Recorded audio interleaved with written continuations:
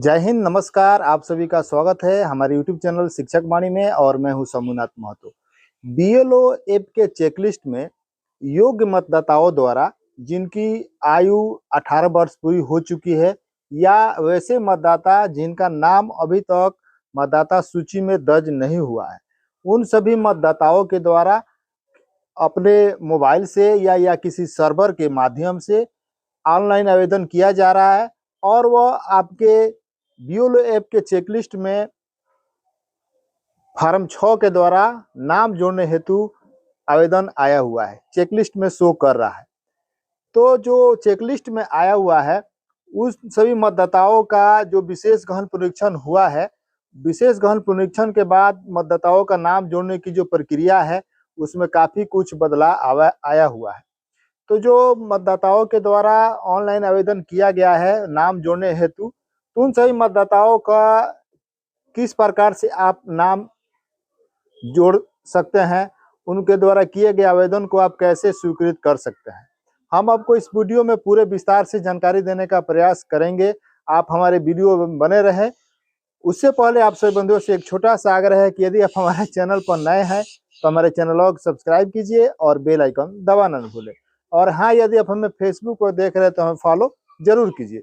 तो चलिए आपको लिए चलते हैं बीएलओ ऐप के चेकलिस्ट में, जहां पर मतदाताओं द्वारा नाम जोड़ने हेतु ऑनलाइन आवेदन आया हुआ है और उनके द्वारा जो ऑनलाइन आवेदन आया हुआ है उन कैसे किस प्रकार से चेकलिस्ट में जाकर के उनके आवेदन को वेरीफाई कीजिएगा और वेरीफाई करने के दरमियान उन मतदाताओं से क्या उनको दस्तावेज भी लेना होगा जो आवेदन किए गए हैं, हम आपको पूरे विस्तार से जानकारी देंगे। तो चलिए आपको लिए चलते हैं बीएलओ ऐप। बीएलओ ऐप के चेकलिस्ट में जितने भी मतदाताओं के द्वारा ऑनलाइन आवेदन किया गया है नाम जोड़ने हेतु या नाम सुधार करने हेतु, तो सबसे पहले हम बीएलओ ऐप में आ जाते हैं। यहाँ पर आपको दिख रहा है कि यह डैशबोर्ड है, जनरल जेंडर स्टैटिक्स है, फॉर्म स्टैटिक्स है यहाँ पर।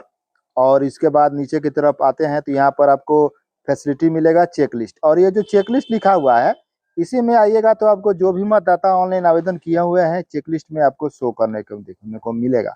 तो चलिए हम आपको लिए चलते हैं चेकलिस्ट में और ये दिखाते हैं कि कितने मतदाताओं के द्वारा, देखिए यहाँ पर शो कर रहा है कि फॉर्म 6 के लिए 8 मतदाताओं के द्वारा ऑनलाइन आवेदन किया गया है, हमारे में शो कर रहा है। आप यहाँ पर जो ओके लिख रहा है ओके कर देंगे तो आपके स्क्रीन से हट जाएगा।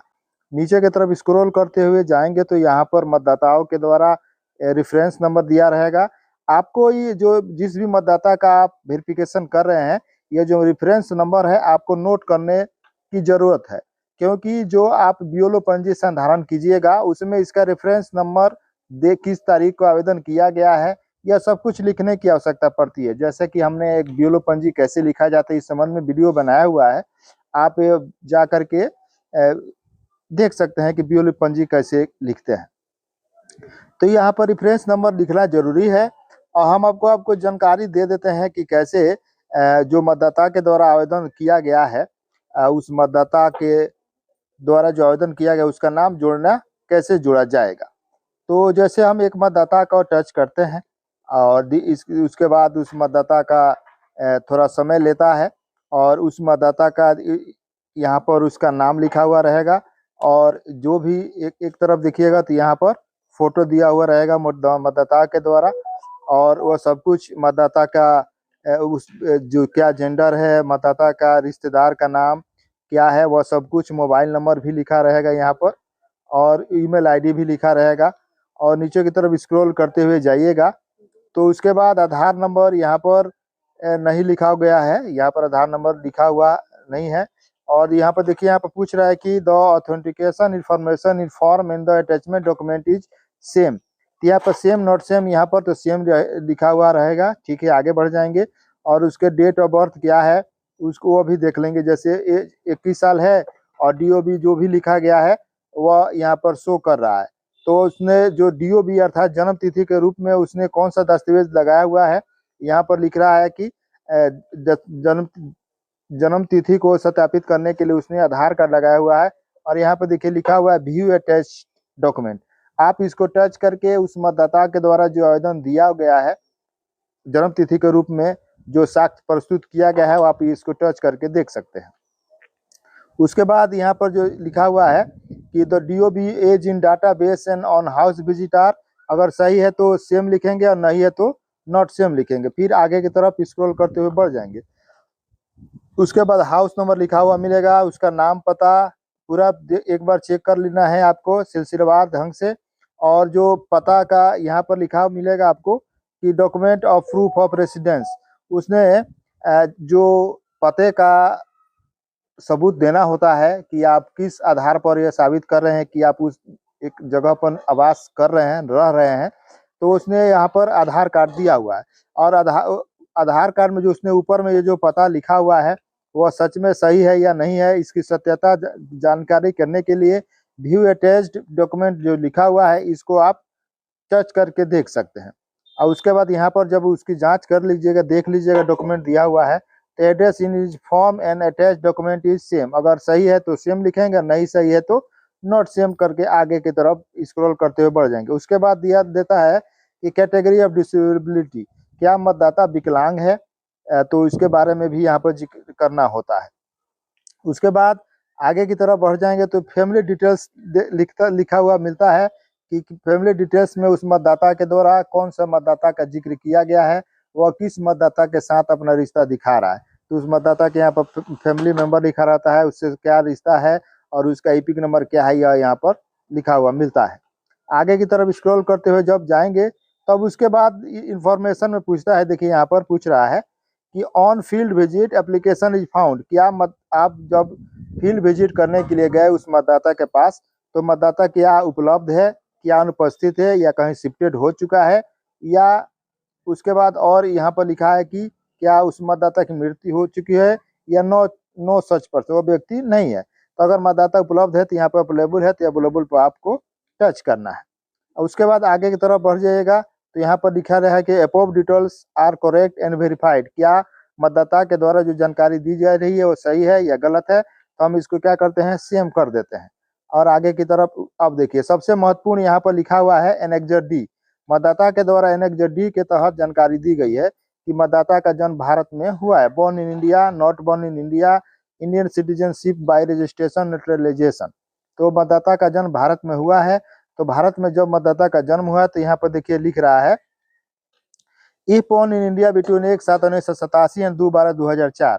अगर इस मतदाता जो आवेदन किया हुआ है, नाम जोड़ने की अनुशंसा किया हुआ है, BLO ऐप में आया हुआ है, इस मतदाता का जो जन्म है 1 जुलाई 1937 से लेकर 2 दिसंबर 2004 के बीच में हुआ है, तो वह क्या दस्तावेज दे रहा है, यहाँ पर देखिए वह एनी अदर डॉक्यूमेंट में वह अपना आधार कार्ड यहाँ पर दे रहा है। एनी अदर डॉक्यूमेंट में वो क्या दे रहा है, क्योंकि जो चुनाव आयोग द्वारा नाम जोड़ने या जो विशेष गहन परीक्षण हुआ तो मतदाताओं से 11 दस्तावेज लिया गया। 11 दस्तावेज में एक अंत में जो दे रहा है एनी अदर डॉक्यूमेंट्स, तो इस मतदाता के द्वारा एनी अदर डॉक्यूमेंट्स में आधार कार्ड भी लिया, मतदाता के द्वारा आवेदन किया गया है आधार कार्ड। उसके बाद आगे बढ़ देते हैं तो वह माता और पिता में से जब मतदाता का जन्म 1 जुलाई 1987 से लेकर 2 दिसंबर 2004 के बीच में हुआ रहता है, तो उसे एक अपना मतदाता का दस्तावेज देना होता है और एक माता या पिता में से कोई एक दस्तावेज देना होता है। तो इस मतदाता के द्वारा माता या पिता में से एक दस्तावेज दिया गया है, तो इसको हम टच करके आप देख सकते हैं, जैसे यहाँ पर यह दिया हुआ है, तो यह क्या दिया गया है इसको आप जांच कर लेना है।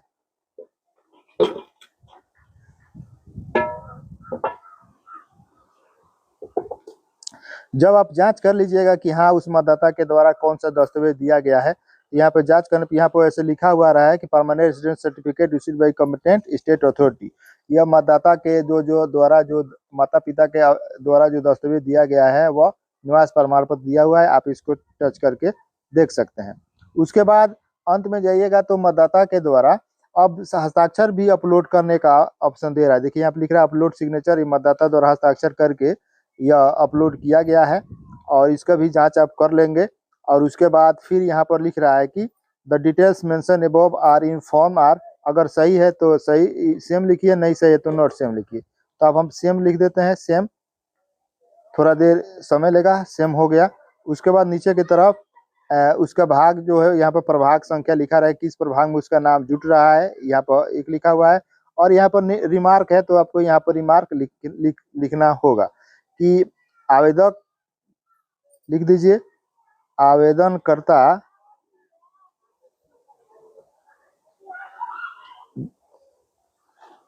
जिस भाग संख्या में निवास करता है उसका लिख दिया आवेदन संख्या, आवेदनकर्ता भाग संख्या 17 का निवासी है। आवेदक का नाम जोड़ने की अनुशंसा, आवेदक का नाम जोड़ने की अनुशंसा